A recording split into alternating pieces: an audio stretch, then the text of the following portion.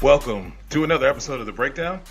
I'm your host, Dujunnea Bland, and I'm excited today. Not just because we are having another episode, but I'm bringing my teammate in. My teammate. I'm so excited. And today we have Miss Carita Parks. She is our Swiss Army knife. She does a little bit of everything. She works for Sports Journey. She does and covers the Redskins for the three-point conversion, and she is Parks PR. Yeah, that's right. She owns her own business. It's a pleasure to have you with me as a co-host. This is going to be fun. Yeah, I'm excited to be a co-host. That was quite the introduction. I'm still trying to get over that. That was great. Well, you know I got to bring you in right. I appreciate it. Glad we get a chance to co-host and do something together, collaborate. So this is awesome. Absolutely. This is something I've been thinking about, and I think it's going to make the show better, especially with what you bring and what you're bringing to Sports Journey and what you're putting out there. It's something that everyone needs to hear. So I enjoy it, and I expect the fans to enjoy it as well. Yes. Well, it is and has been a weird sports season, I guess, if you want to call that, with all the COVID. And here we are with all the things we have going on in the world. We're back to the Redskins name and whether it should be changed or not.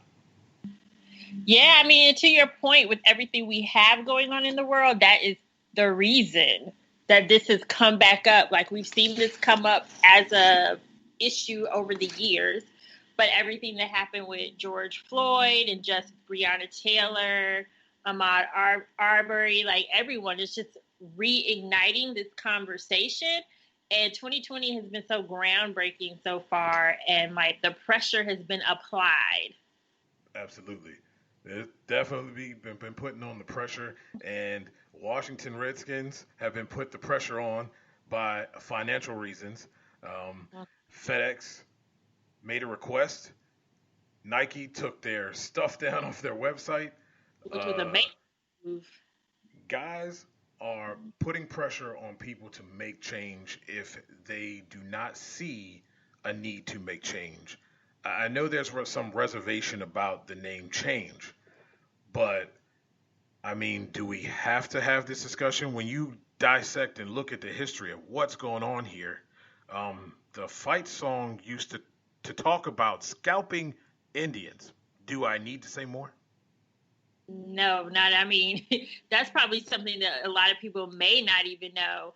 But in addition to that, like you said, just the name within itself, it is offensive. And the truth of the matter is, if it was African Americans and they had some crazy offensive name, we would be fighting tooth and nail to have that name changed. It's unfortunate because I think with, Native Americans, their voice isn't as heard. And I mean, we even as African Americans struggle, or Black Americans struggle to have our voice heard. So, and the Redskins aren't the only team, there's like the Kansas City Chiefs and the Cleveland Indians, but maybe those names just aren't offensive. But, right. The Redskins have been dealing with this for a while. And, a point that I wanted to circle back to, DJ, is you mentioned like Nike. Yes. And FedEx, but also like the same day as, I think it was the same day as FedEx in the Nike thing, or maybe the day before, DC officials also called on them to change their name because they said if they don't, there will be no stadium in DC. And that's making it quite clear. And if DC's saying that, I'm sure with all that's going on, I know Virginia was a talk. I know right there at the harbor, right there where the Oxon Hill Farms land is, that was a talk. With all that's going on, I don't think people are tone deaf anymore to the issues and these types of things where names or things that are racial slurs need to be corrected. And if they're going to stand their ground, then you're going to lose out on a lot. I had a fan in a conversation today tell me about Snyder should have big balls and stand his ground. And my answer to that is, and that's for anybody, if you're going to stand your ground and you're going to hold your ground and you think that you're doing something by showing who's got the bigger balls in the room, well, guess what? You're going to be left with holding your balls in your hand and no money. And people with no money go hungry. So you either want to eat, and you either financially they force you to do what's right, or you choose to do what's right on your own. You can do whatever you want, but if you're going to stand your ground and going to show how big and tough you are on the block, well, guess what? You're just going to go hungry. That's crazy. He shouldn't stand his ground on this.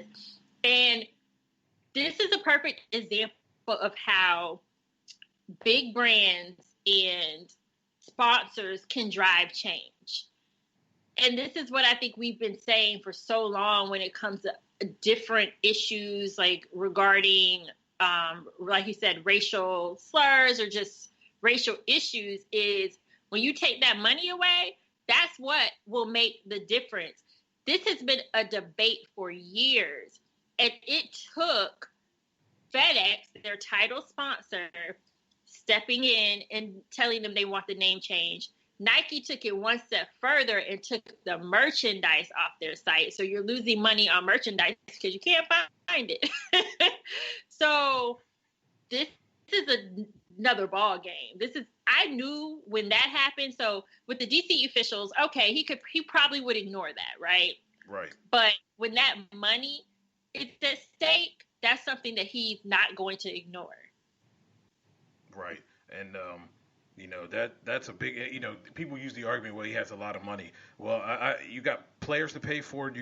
You're funding a stadium by yourself. Is that what you're going to do? I mean, come on, let's be real about this. And for people to even acknowledge or even try to say that that's something that should be done, really need to reevaluate themselves. I mean, that's part of the problem of why we are here today, because people choose to stand their ground on bigotry.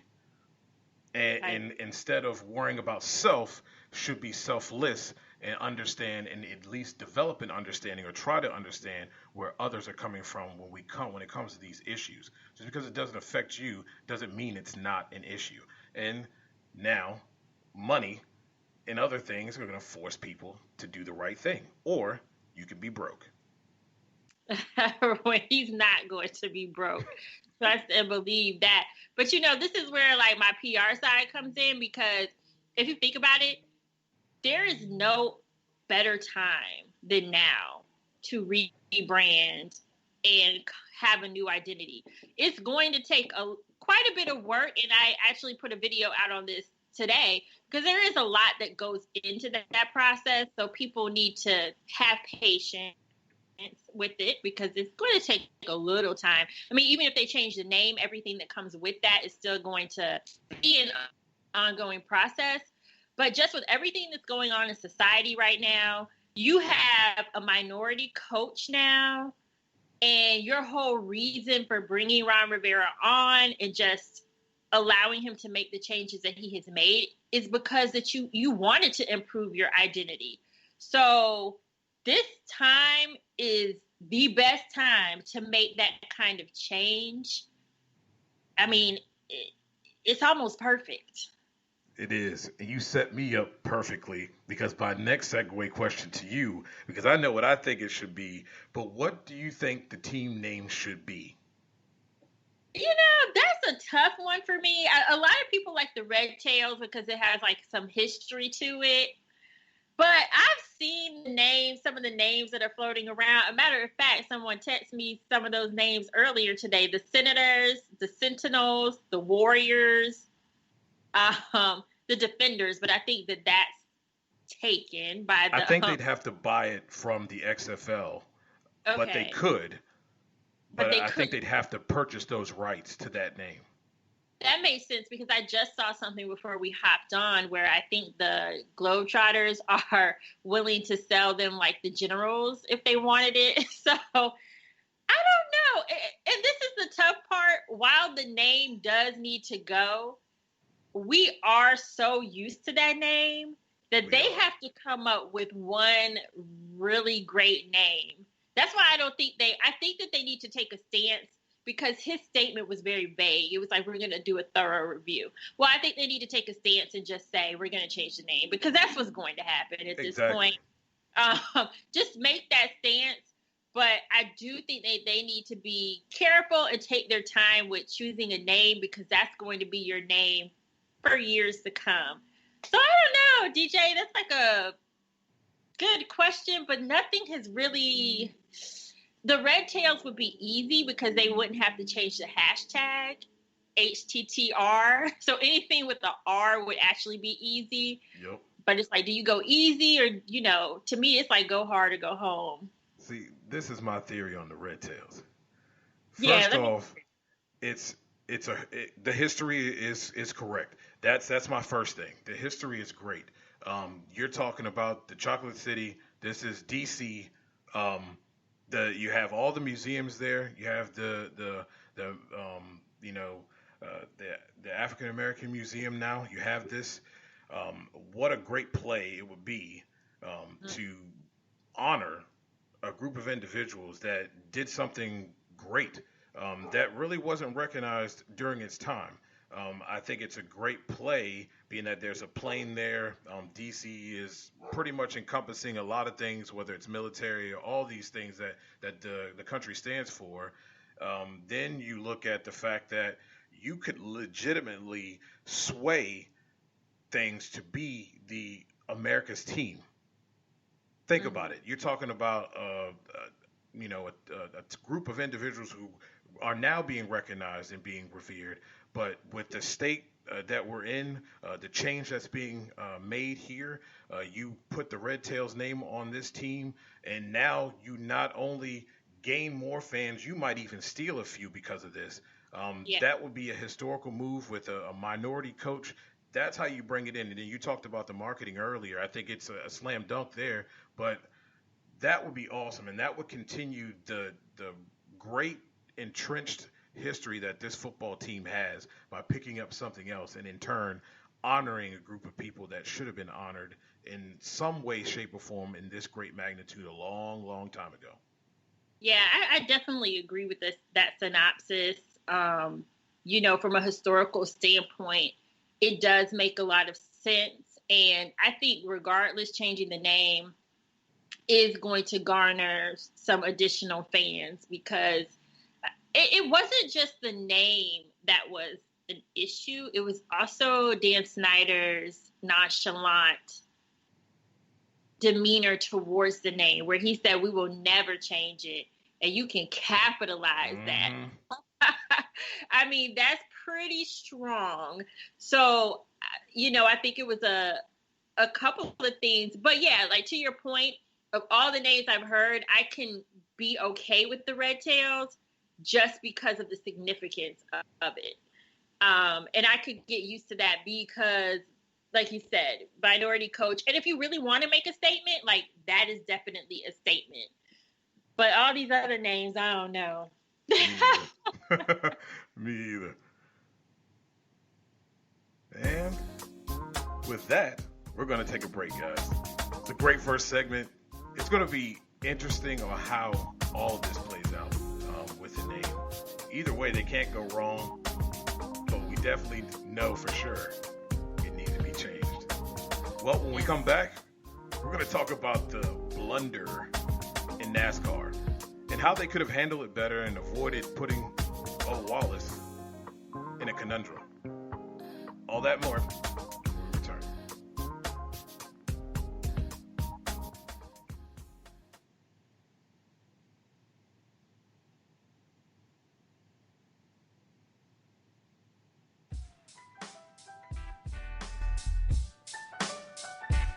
And we are back.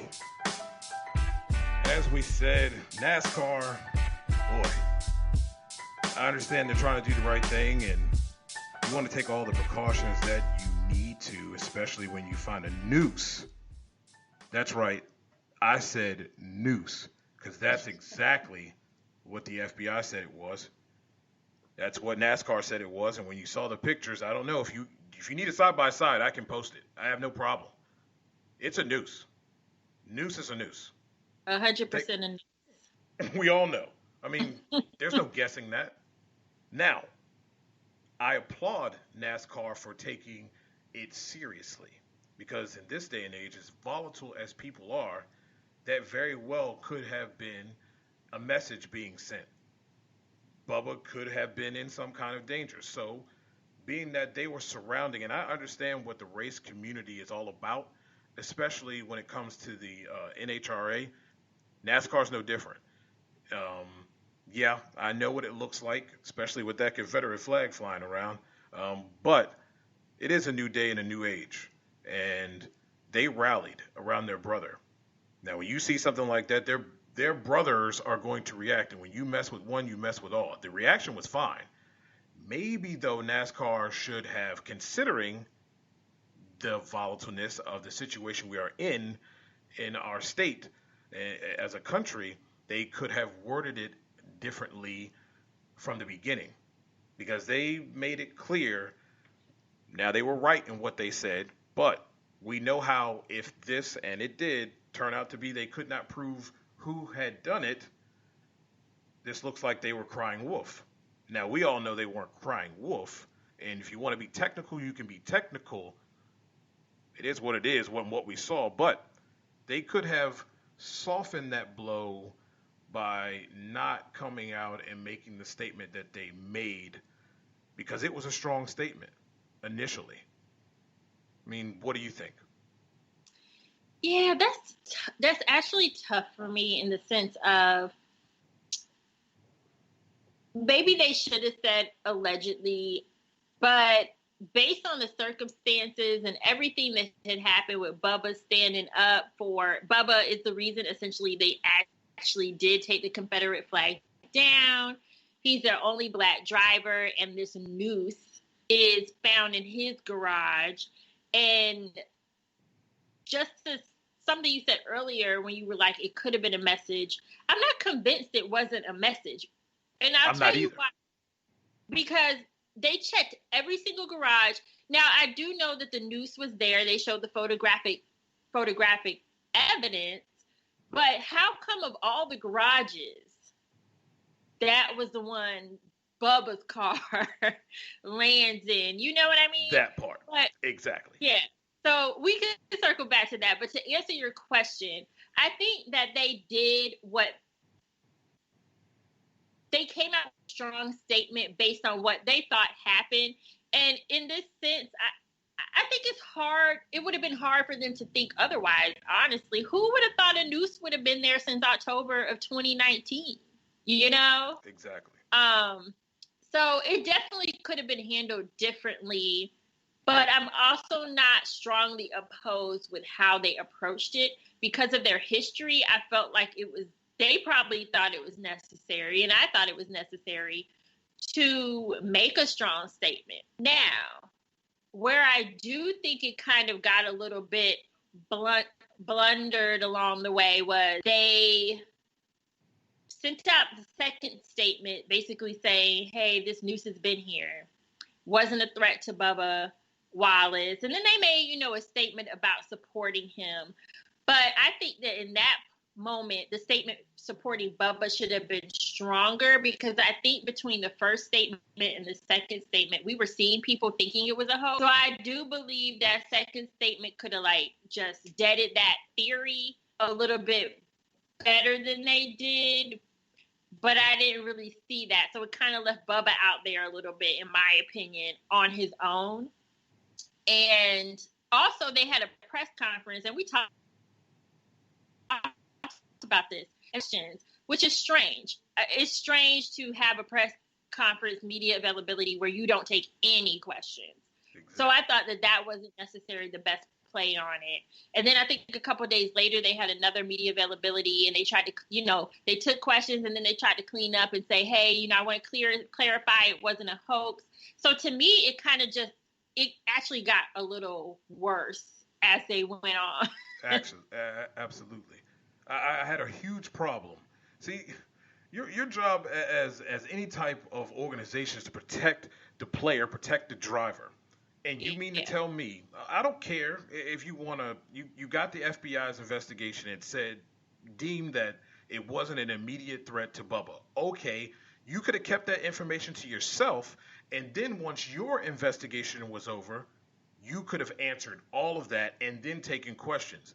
It looked like you were making a statement, and how the statement was made it look like as if Bubba was crying wolf, and it made him look bad. You didn't do enough to defend him when he's getting slaughtered in public opinion.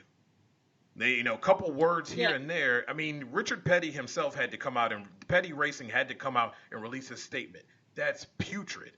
When you are the league that's supposed to protect your driver, and there's no reason why he would or should ever have to have dealt with what he did. He didn't have to go on Don Lemon and have to defend himself in the same day. If NASCAR had done their job, he wouldn't have to worry about all of that heat. So he's taking on unnecessary burden, so to speak, as if he isn't already carrying one. You get what I'm saying? Yeah, he had been through enough already, and when you add that to it, I totally agree. I know NASCAR was trying to show support, but like you said, it wasn't strong enough. It needed to be, they needed to like denounce people who were saying it was a hoax. They needed to defend Bubba a lot more than they did. And I feel like once they did defend him, it was after everybody was coming out and going after him. So yeah. And then for me, they didn't denounce the Noose enough. I mean, to say it's been there since October and it was a garage pool, okay, but to me, that's still an issue that this Noose can just sit around for 7-8 months and nobody thinks it's a problem. I mean, and then NASCAR should have said that themselves. Like, there is no excuse Absolutely. for whether it's a garage pool or not for anything to be tied like a noose. And like I said earlier, they still, in my opinion, need to answer the question, why is Bubba's car the car that ended up in that garage, regardless of if that was there beforehand or not. So that's why, to me, I'm not totally convinced somebody wasn't trying to send a message. That's where I was getting ready to go next. So you check all your garages and they not one pull down for that garage door set up that way. So what are we talking about? And I see all the you jabronis out there talking about, oh, it's a common pull down. No, it's not. Side-by-side picture is all I need, and that is not a common. If that's common, then please let me know, because I don't want to frequent that shop ever. But that's how you know it's not common, like they say, because if it was common, every garage pool would have been like that, and it wasn't. And my next and final question is, what exactly does NASCAR do next? I mean, they've removed the Confederate flag. They patched things up in the end after it was a pretty muddy and murky middle section of this whole Noose incident. What more can they do going forward?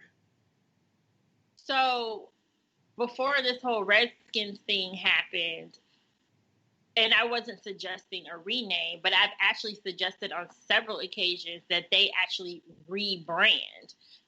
And I say that because they are at this juncture where, okay, you're saying that you are taking down the Confederate flag and you want to draw in a different audience. Now, you're not going to get rid of those guys who carry the Confederate flag. They're still going to be there. But you say you want to bring in like a younger audience, a more diverse audience. So to me, rebranding and refreshing your identity and disassociating yourself from what NASCAR is known for, to me, is a step that they should take. But in addition to that, I think that they need to have a very focused campaign, whether that is a social media campaign, advertising campaign, that is targeting the audience that they want to bring in.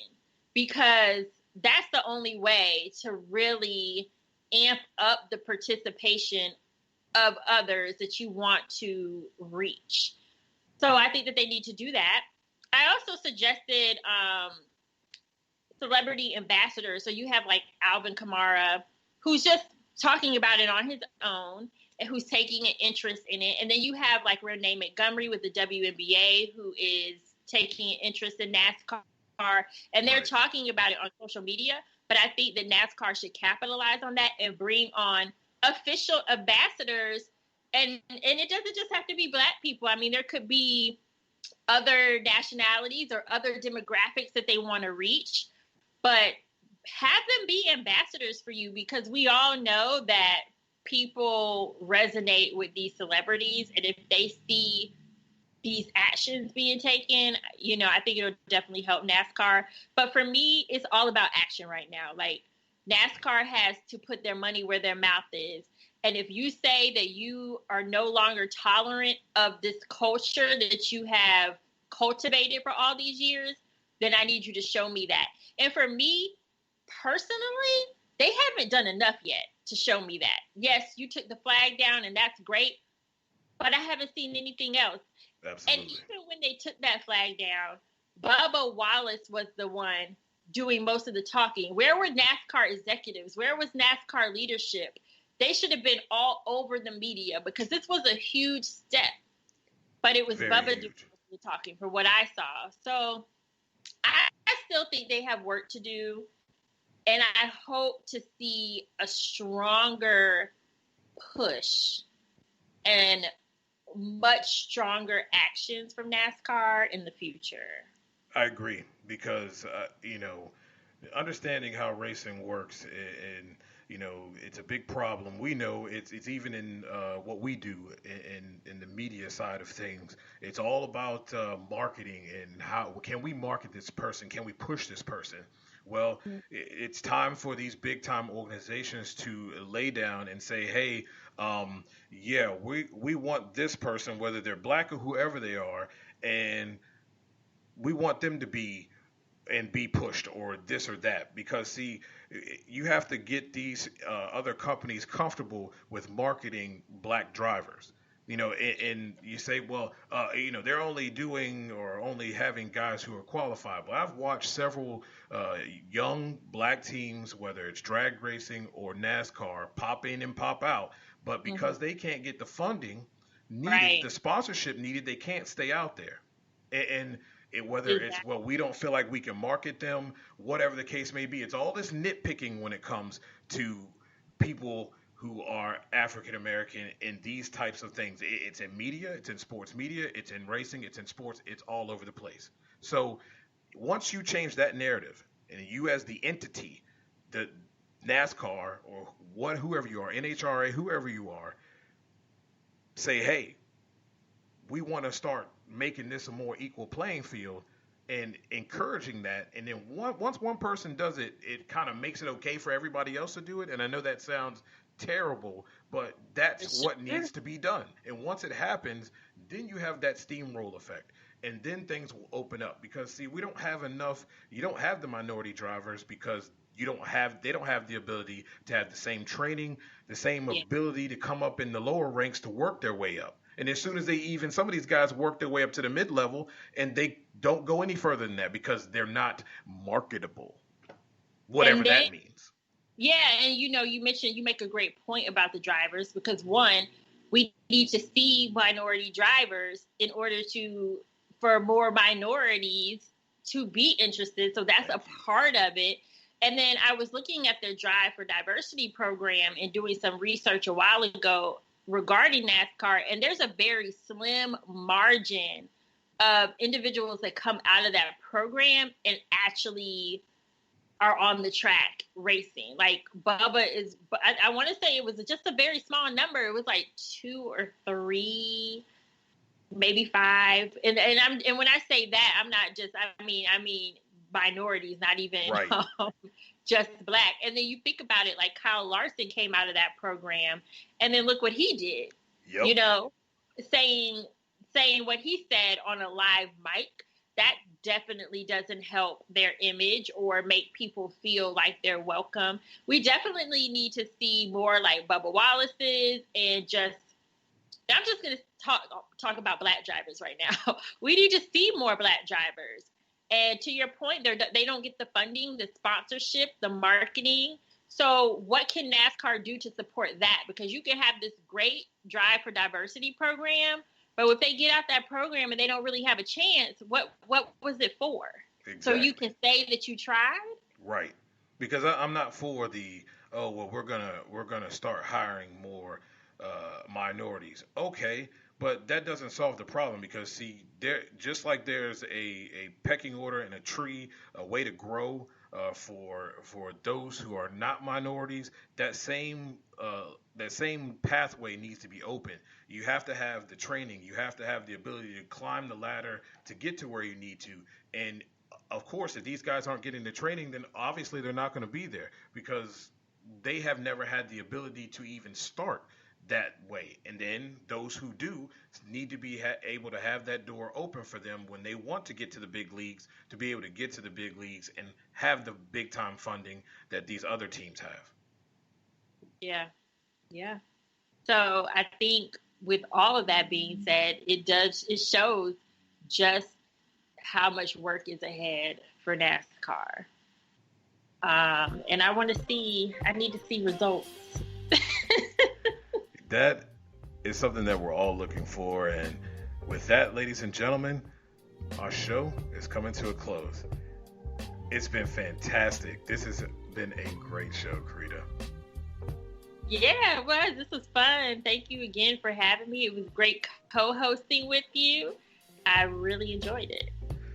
Tell them where they can find your great work at. Well, you can follow me on Twitter and Instagram at Carita C. Parks.